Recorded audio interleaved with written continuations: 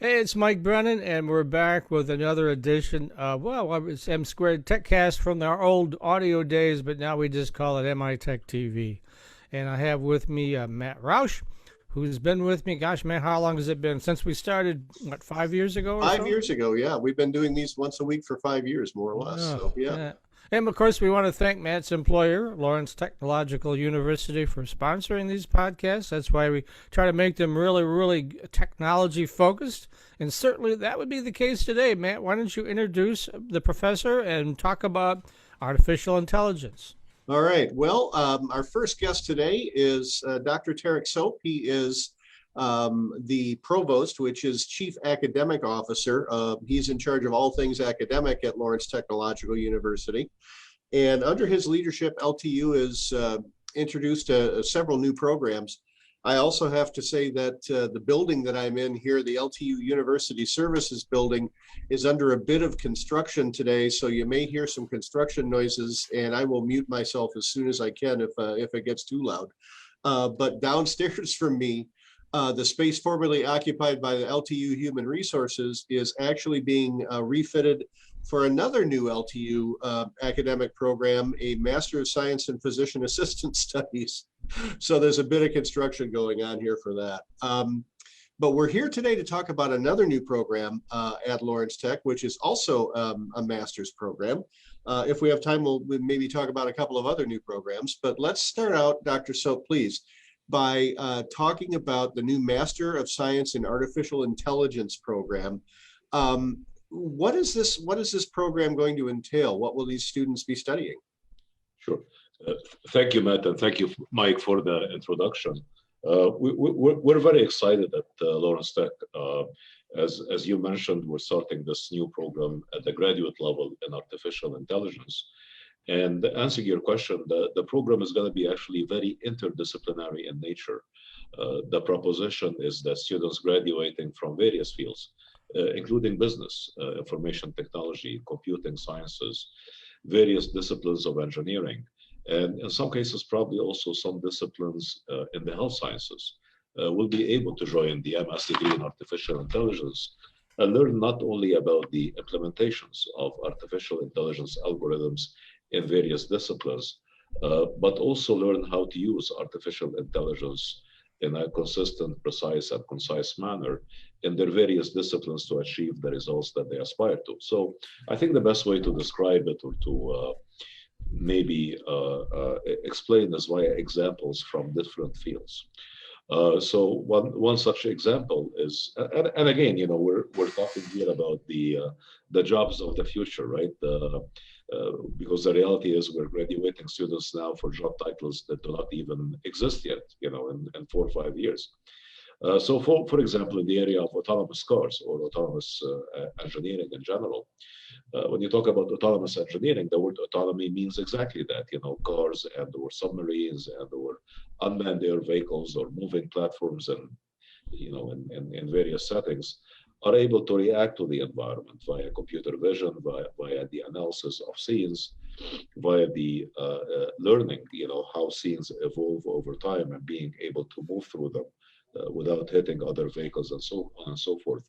So within the whole area of autonomous mobility, as an example, autonomous cars, autonomous vehicles, autonomous ships, autonomous submarines, there is a very significant need for algorithms that intelligently react to the environment and improves that reaction as it continues through doing various operations in these environments.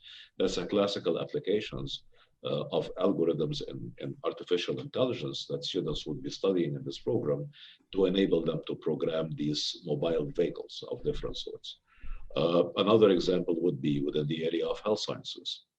I don't know whether you guys know this or not, but a very significant percentage now of the MRIs and CAT scans and X-rays that we do as part of our routine exams every year and other situations are actually not viewed by radiologists at all. They are actually being analyzed and studied, and algorithms and pattern recognition based on machine learning is being applied to them in order to reach a diagnosis. And actually, you can think about this. We always say that radiologists and physicians reading these things like MRIs or CAT scans and X-rays are, are the best if they have went through years and years of reading tens and tens of thousands of them.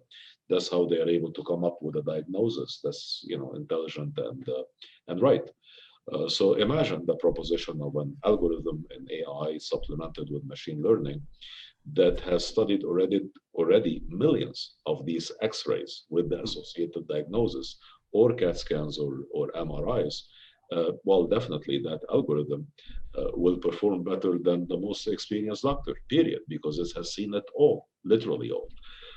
There are many other applications, and again, from everyday life, forensic accounting, tax preparation.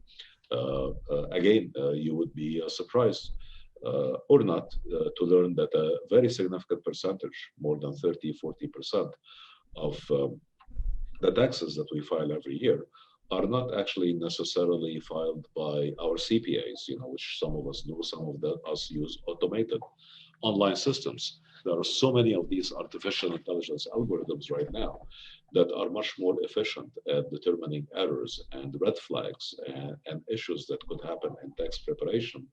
And over time, and doing it for various population sizes, is able to file taxes and identify savings or refunds much better than the best CPA out there.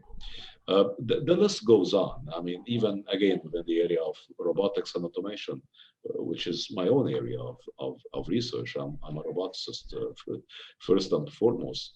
The advent of artificial intelligence, machine sensing, machine learning, computer vision, pattern recognition, and biometrics algorithms for identifying people, and so on and so forth, and faces and thumbprints and retinal scans. Many of these algorithms, if not the majority of them, are powered by artificial intelligence learning algorithms that actually evolve over time and are able to identify people much more efficiently, are able to do pattern recognition and identify things like objects, for example, and scenes much more efficiently. Prior to joining LTU, a project that I was involved in actually involved machine learning and computer vision / AI algorithms deployed over a whole city. The city had hundreds of cameras everywhere, and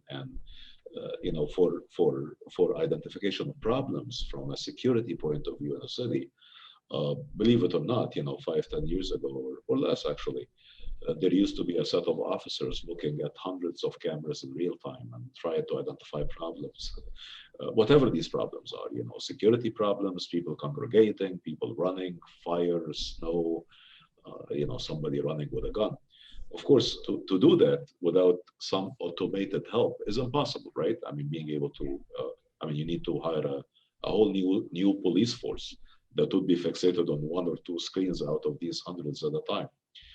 So again, the implementation of artificial intelligent algorithms that can do things like gait recognition to recognize people running away, sporadically in a scene, or a fire somewhere, or even a firearm actually, in a particular setting, or a speeding car, or looking at license plates of cars that were stolen, or the identification of most wanted fugitives from scenes that these cameras are viewing in the different streets.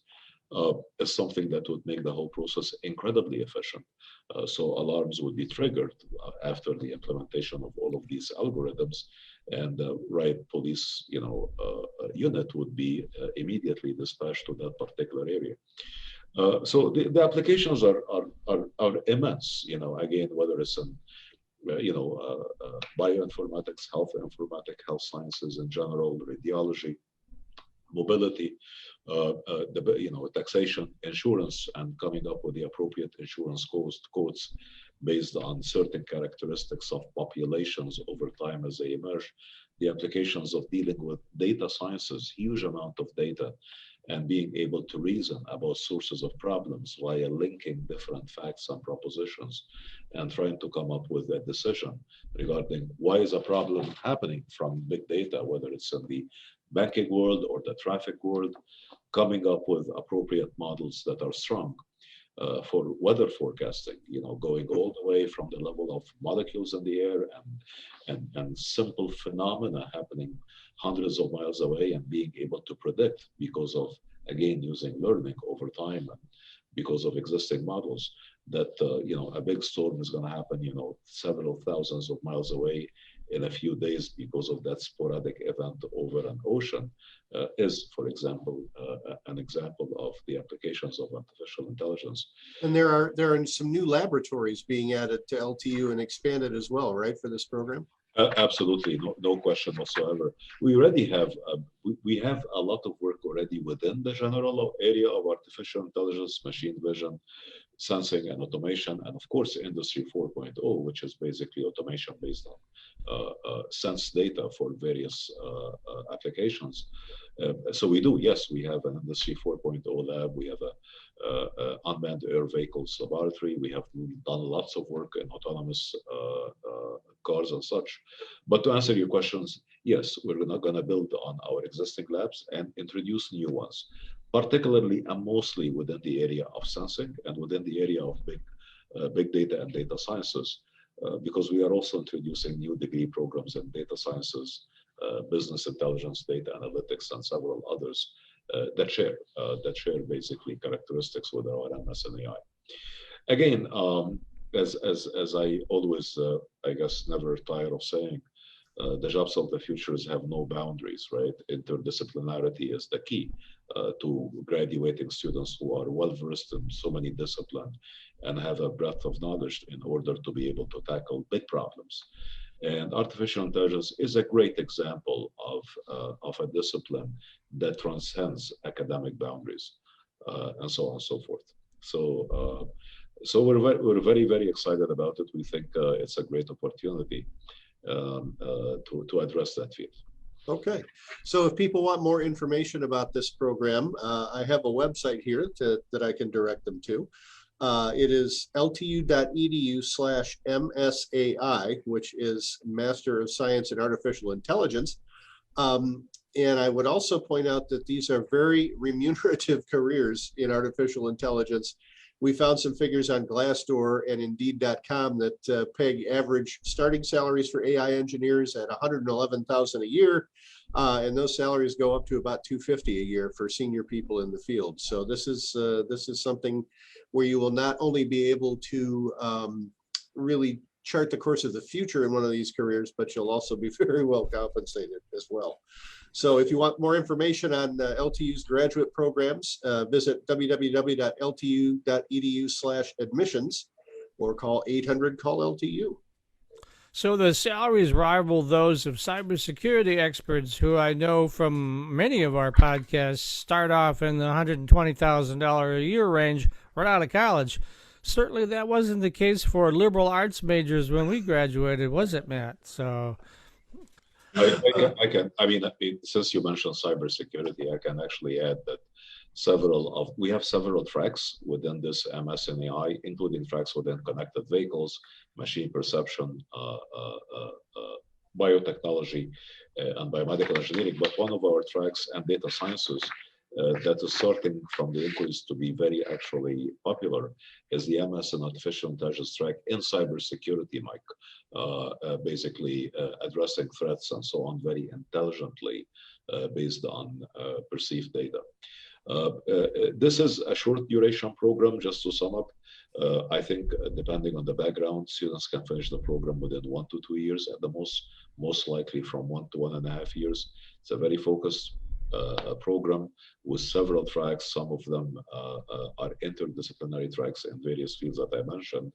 And we, of course, encourage interest from students from various backgrounds. The more diverse the backgrounds of the students, the more exciting interdisciplinary work and projects they can accomplish during the program, and the more the range of jobs and opportunities that will be available to them afterwards. And we're still waiting for our next guest to come in so we can continue on with this discussion, Matthew. You were talking about some great programs other than this one that you're in development on? Yeah, this one is a Bachelor of Science in Data Science. Dr. Sobh, why don't you give us a quick word on that one as well? Sure. We're starting a new program in our computer science and mathematics department. Again, very interdisciplinary program that focuses on the representation of data, visualization of data, analysis of data, what traditionally has been called big data. And that program is in our bachelor's degree in data sciences. The program, again, will graduate data scientists who can work in many, many disciplines, including some of the ones that I mentioned earlier in this conversation. The banking industry, the investment industry, the healthcare industry, and the insurance industry, in addition, of course, to many other industries within scientific computing. The field is exploding. As Mike have mentioned, areas like cybersecurity, artificial intelligence, cloud computing, and data sciences are probably maybe amongst the top 4 or 5 earning jobs in the new economy coming forward. Mm-hmm. And since we still have time, I'd like to also mention a couple of other new programs we're starting.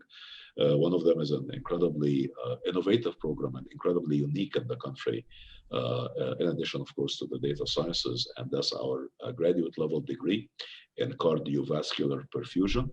That program graduates qualified technological scientists and practitioners within the area of perfusion, cardiovascular perfusion, which is a very, very much needed field in the healthcare industry right now.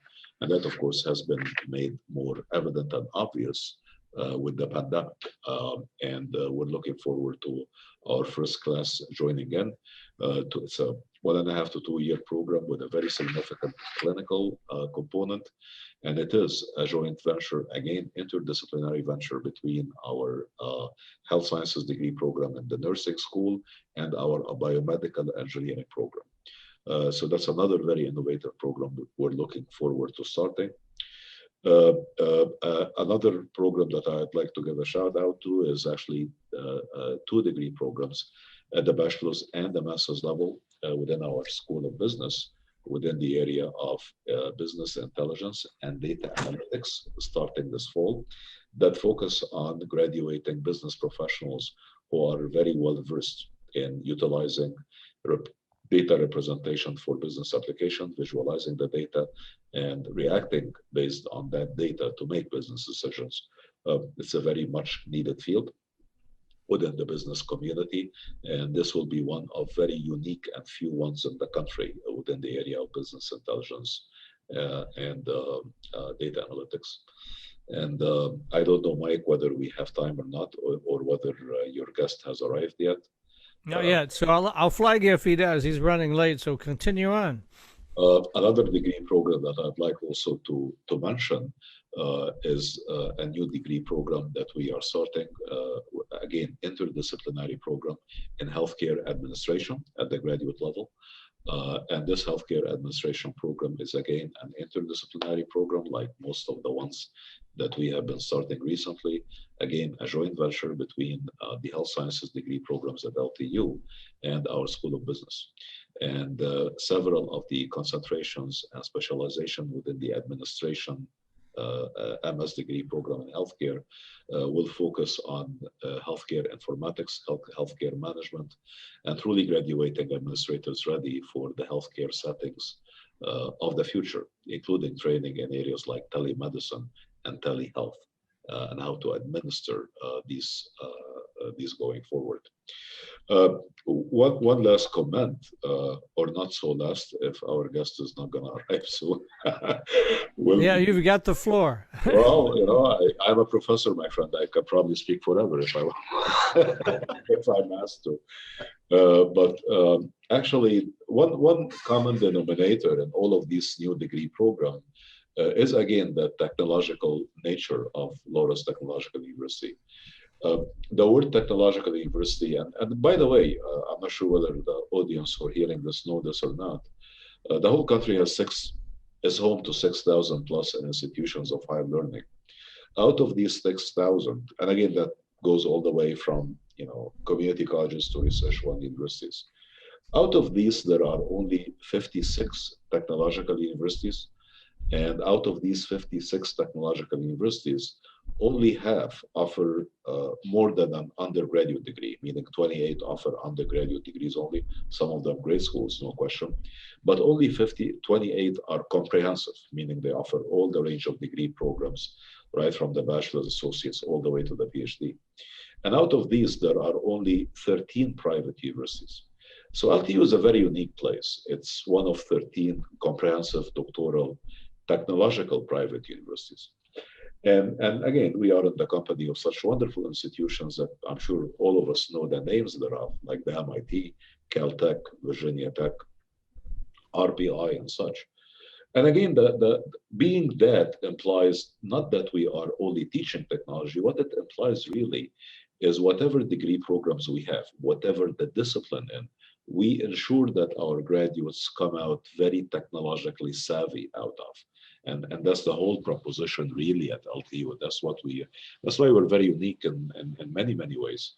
Our architects come out from the degree programs knowing full well areas and practices like 3D printing of houses, for example, applications of robotics and architecture.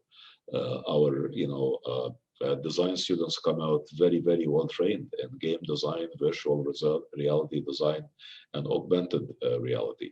Our business students come out very, very well trained in information technology, cybersecurity, forensic accounting, and simulations and visualizations. And our health sciences students come out incredibly trained in bioinformatics, simulation for healthcare, and health informatics and such. So and these new programs that we discussed, starting with the MS and AI and continuing on to the other interdisciplinary program, that's really what is distinctive about them. Is regardless whether they are a degree program in healthcare, like the cardiovascular perfusion, or a degree program in business, like the business intelligence and data analytics, or whether it's the AI program or a new program coming up in interior design and of course game design at our School of Architecture.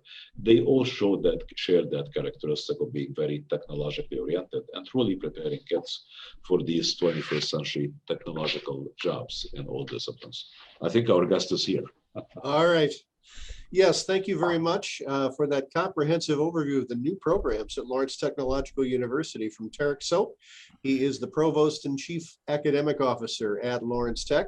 Once again, it's www.ltu.edu, and they are the sponsors of this fine podcast. So thanks for being with us today, Dr. Sobh. My pleasure. And Dr. Sobh, I'll be reaching out to you when we get ready to start implementing the AI to kind of get your advice. Maybe we can work with LTU in some way. Give the students a live project, right? Be kind of fun. Absolutely, to be our pleasure. Thank you so much, Mike, and thank you, Matt. Okay. All right, thank you. Bye-bye. Bye-bye. Bye, friend. Bye, Dr. Sobh. Good to see you. See you too. Bye. Bye now.